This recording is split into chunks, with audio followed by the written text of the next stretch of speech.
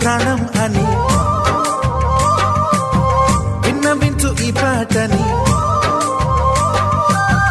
నువ్వు నా ప్రాణమని విన్నవించు ఈ పాటని.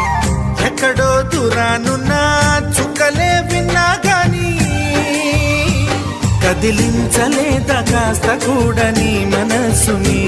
పరదాలు దాటి ఒక్కసారి పలకరించవేమి.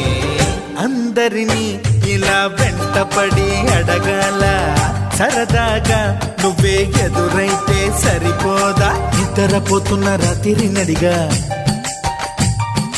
గుడికి చేరిన గువ్వల నడిగా